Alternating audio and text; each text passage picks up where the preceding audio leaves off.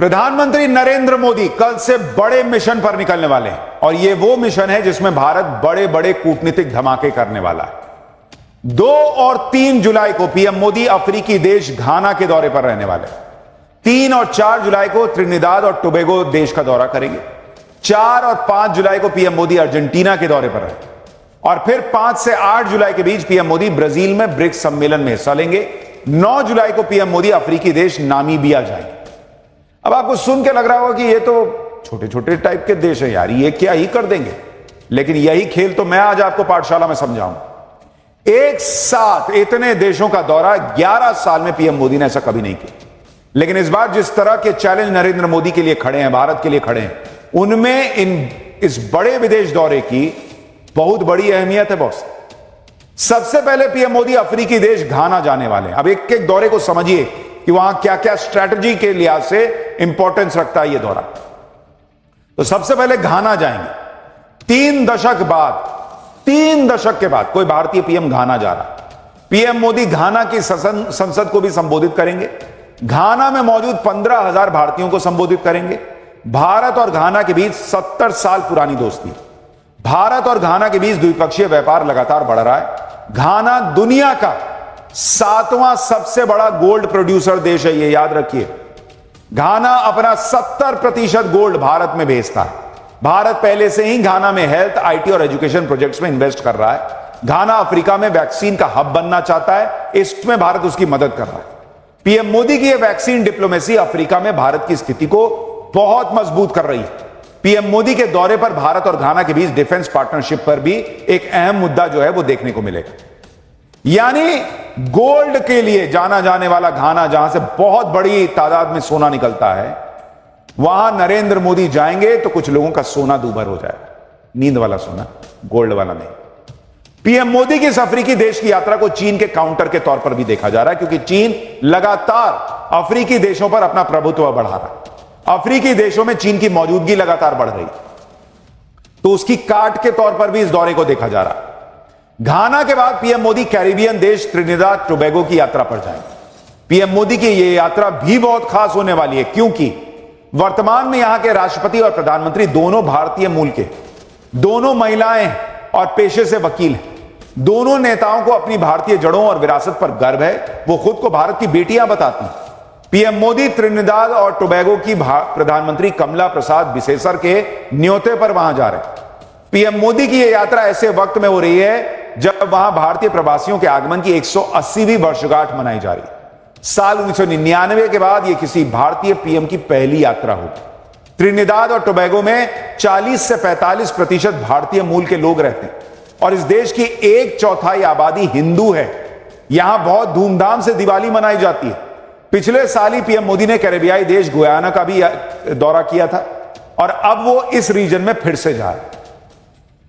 Trinidad और Tobago की यात्रा के दौरान पीएम मोदी यहां की संसद को भी संबोधित करेंगे। पीएम मोदी के दौरे से पहले यहां की संसद में रखी एक कुर्सी की भी बहुत चर्चा हो रही। खास बात यह है कि किसी दूसरे देश की संसद में रखी इस कुर्सी पर इंडिया लिखा हुआ है बॉस। इस कुर्सी पर लिखा है from the people of India to people of Trinidad and Tobago. Trinidad और टोबैगो की संसद में स्पीकर की एक कुर्सी साल 1968 में भारत ने गिफ्ट की थी, जो दोनों देशों के बीच मजबूत लोकतांत्रिक और संसदीय परंपराओं को दर्शाता है। और यह कुर्सी आज भी वहां की संसद में इस्तेमाल होती है।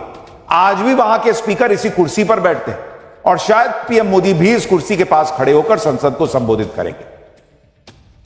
घाना और त्रिनिदाद टोबैगो की यात्रा के बाद पीएम मोदी दक्षिण अमेरिकी देश अर्जेंटीना जाने वाले हैं। यह वो देश है जहां दुनिया का दूसरा सबसे बड़ा नेचुरल गैस का भंडार है। बड़े पैमाने पर ऑयल रिजर्व है यहां पर, और जिस तरह से भारत अपनी एनर्जी की जरूरतों के लिए नए नए पार्टनर खोज रहा है, उसे देखते हुए अर्जेंटीना एक अहम देश है। अर्जेंटीना में क्रिटिकल मिनरल्स जैसे लिथियम, कॉपर और बाकी रेयर अर्थ एलिमेंट्स के भी भंडार है। रेयर अर्थ एलिमेंट्स के बारे में मैंने आपको एक पूरा चैप्टर बताया था कि कैसे चीन इस पर अपना एकाधिकार जमाता और भारत तेजी से चीन का विकल्प तलाश रहा है, क्योंकि भारत में जो इलेक्ट्रिक व्हीकल्स बनती हैं, उनमें जो बैटरी इस्तेमाल होती है, दूसरी चीजें इस्तेमाल होती हैं, उनमें रेयर अर्थ का बड़ा इस्तेमाल होता है। और चीन दुनिया को जो है ना फंसा के रखे हुए, क्योंकि उसके पास रेयर अर्थ है। तो नरेंद्र मोदी की अर्जेंटीना की यात्रा इस मामले में बहुत अहम हो जाती है, क्योंकि वहां पर भी रेयर अर्थ का भंडार है। आपको यह भी बता दूं कि अर्जेंटीना वो देश है जिसने पहलगाम हमले की कड़ी निंदा की थी और आतंकवाद के खिलाफ लड़ाई में भारत का खुलकर साथ दिया। मैंने कहा ना, देखने में ये छोटे छोटे देश हैं, लेकिन भारत की कूटनीति के लिहाज से बड़े प्लेयर साबित होंगे। अर्जेंटीना के बाद पीएम मोदी ब्रिक्स सम्मेलन के लिए ब्राजील जाने वाले। इस साल ब्राजील ब्रिक्स की अध्यक्षता कर रहा है। ऐसी खबरें हैं कि ब्रिक्स सम्मेलन के इतर ब्राजील के राष्ट्रपति पीएम मोदी को स्टेट डिनर भी देंगे। डिप्लोमेसी में स्टेट डिनर का बड़ा खास महत्व होता है। किसी देश के प्रति मजबूत पार्टनरशिप को दर्शाने के लिए उस देश के नेता को स्टेट डिनर दिया जाता है। और मैं स्टेट डिनर की बात कर रहा हूं, वो भिखारी पाकिस्तान के मुनीर को बुलाकर जैसे ट्रंप ने खाना खिलाया और ऑर्डर दे दिया अपना, उसको स्टेट डिनर नहीं कहते या स्टेट लंच नहीं कहते कि उसके बाद कोई फोटो भी नहीं हुआ, कोई बाइट नहीं आई, कुछ नहीं आए, कमरे में बैठा के ऑर्डर दिए, कुछ रुखा सूखा फेंक दिए सामने के, खाओ निकलो निकलो यहां से, उसको नहीं। ये होता है स्टेट डिनर जो भारत के प्रधानमंत्री को मिलेगा। पीएम मोदी को स्टेट डिनर दिए जाने की खबर से ही चीन इतना चिढ़ गया कि चीन के राष्ट्रपति शी जिनपिंग ने ब्रिक्स सम्मेलन में शामिल न होने की उनकी खबरें चलने लगी, जबकि पिछले 10-12 साल से शी जिनपिंग लगातार ब्रिक्स सम्मेलन में हिस्सा ले रहे हैं। लेकिन चीन को लगा कि सारी लाइमलाइट तो पीएम मोदी को मिल जाएगी, भारत को मिल जाएगी। ऐसा दावा किया जा रहा है कि इन्हीं सबसे चिढ़कर शायद जिनपिंग ने ब्रिक्स का दौरा कैंसिल कर दिया। अब क्या है वो तो वो ही जाने, लेकिन ऊपर ऊपर खबरें तो यही चल रही कि चीन चिढ़ा बैठा। आप ये भी देखिए कि ब्रिक्स जैसे ग्लोबल मंच से कैसे पीएम मोदी पाकिस्तान और चीन दोनों को झटका दे। ऐसी खबरें हैं कि ब्रिक्स सम्मेलन में पहलगाम हमले पर स्ट्रांग स्टेटमेंट जारी हो सकता है। इसके अलावा भारत की उम्मीद के मुताबिक आतंकवाद पर भी कड़ा स्टैंड लिया जा सकता है। विदेश मंत्रालय के सचिव दम्मू रवि के मुताबिक ब्रिक्स नेताओं के घोषणा पत्र में आतंकवाद के संबंध में जो बातें कही जाएंगी वे हमारे लिए संतोषजनक होंगी। दम्मू रवि ने कहा है कि ब्रिक्स शिखर सम्मेलन में पीएम मोदी की भागीदारी समूह के साथ भारत की एकजुटता की अभिव्यक्ति होगी। यह उनके लिए ग्लोबल साउथ के नेताओं से जुड़ने का एक बड़ा मौका होगा। ब्रिक्स देश दुनिया की 50% आबादी और 40% जीडीपी को रिप्रेजेंट करते हैं। भारत की तरफ से संकेत दिया गया है कि ब्रिक्स में नेशनल करेंसी से व्यापारिक लेनदेन के मुद्दे पर भी चर्चा हो सकती है। पिछले साल ब्रिक्स सम्मेलन में डी डॉलराइजेशन पर जोर दिया गया था। ब्रिक्स के देश डॉलर को छोड़कर अपनी अपनी करेंसी में व्यापार करने पर जोर दे रहे। इसमें यह भी चर्चा उठी थी कि ब्रिक्स के देश आपस में एक ब्रिक्स करेंसी क्रिएट कर लें और उसमें व्यापार शुरू कर दें। लेकिन ब्रिक्स देशों के इस प्लान पर ट्रंप भड़क गए थे, क्योंकि ट्रंप या कोई भी अमेरिकी राष्ट्रपति डॉलर का दबदबा कम होते नहीं देखना चाहता।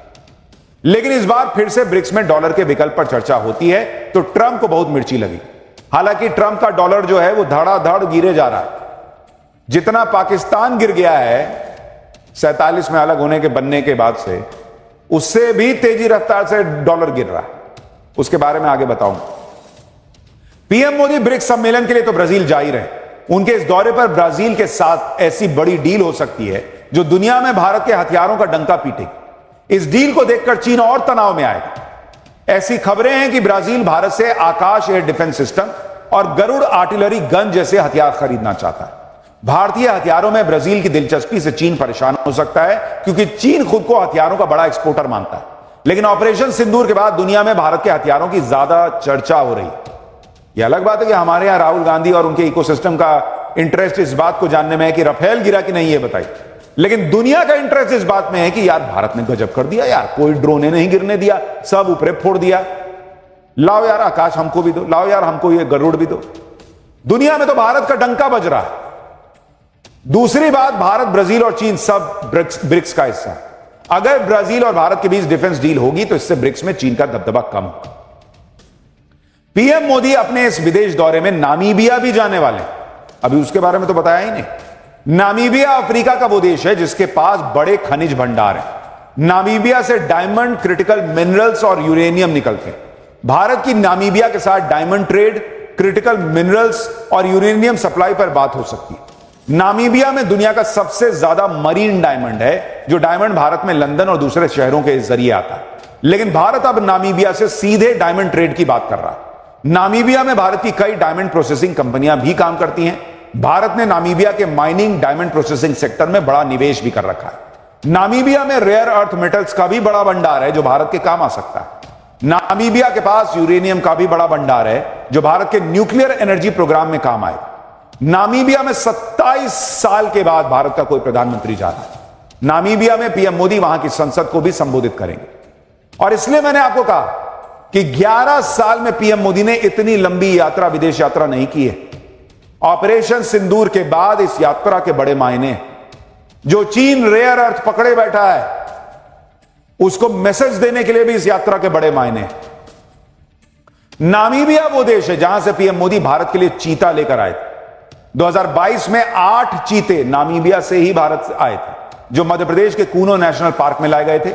जब से नामीबिया के चीते आए हैं, तब से कूनो नेशनल पार्क में टूरिस्ट की संख्या बढ़ गई। अब तक नामीबिया और साउथ अफ्रीका से 20 चीते भारत ला चुका है और भारत में चीते खत्म हो गए थे, जिसके बाद पीएम मोदी ने यह नया प्रोजेक्ट शुरू किया। एक तरफ नरेंद्र मोदी